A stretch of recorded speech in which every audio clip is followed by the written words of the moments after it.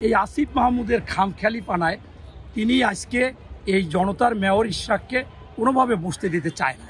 আমি একজন দক্ষিণ সিটি কর্পোরেশনের নাগরিক হিসেবে বলতে চাই যে আমাদের জনতার মেয়র, জনতার ভোটে নির্বাচিত জনাব ইঞ্জিনিয়ার ইশরাক সাহেব মেয়রের জন্য আসলে লালিত না। এখানে বিষয়টা হয়েছে তার বাবা মন্ত্রী ছিল, মেয়র ছিলেন এবং তিনিও বিএনপির ভালো একজন নেতা, আন্তর্জাতিক পর্যায়ের একজন নেতা, আন্তর্জাতিক কমিটির সদস্য এবং এখানে দক্ষিণেরও তিনি নেতা।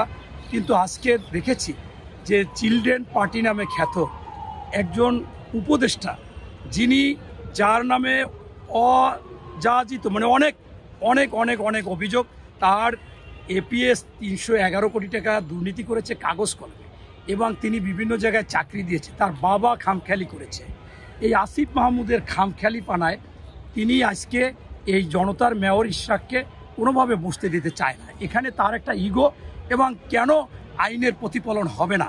সর্বোচ্চ আদালত, হাইকোর্ট এই জননেতা জনতার মেয়র ইশরাককে তাকে বলেছেন যে তিনি মেয়র নির্বাচিত হয়েছেন। তারপরে সাংবিধানিক একটি প্রতিষ্ঠান নির্বাচন অফিস সেখানে সেটা প্রজ্ঞাপন জারি করেছে।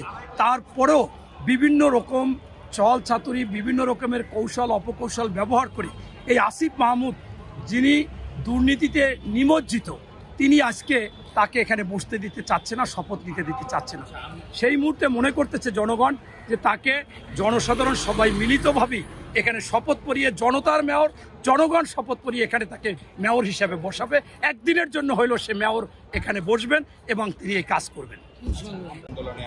আপনারা দেখেছেন এখানে বিএনপি সরাসরি কোনো আন্দোলন এখানে করতেছে না। এখানে যারাই আছে তারাই সকলেই দক্ষিণ সিটি কর্পোরেশনের নাগরিক। তারা এই সমস্ত যারা সুবিধা বঞ্চিত এবং আগের সরকার কোনো কাজ করেনি, ঠিকাদারি কাজ নিয়ে টাকা উত্তোলন করে টাকা মেরে দিয়েছেন, এখানে এই জন্য বিএনপি আন্দোলনে যাবে না।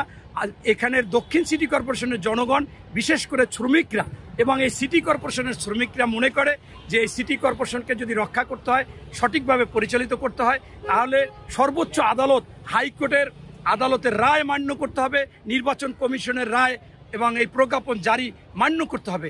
এই জন্য বিএনপি কঠোর কোনো আন্দোলনে যাবে না। এইটা তারাই তাদের অধিকার আদায় করে নেবে, এটা আমরা মনে করি।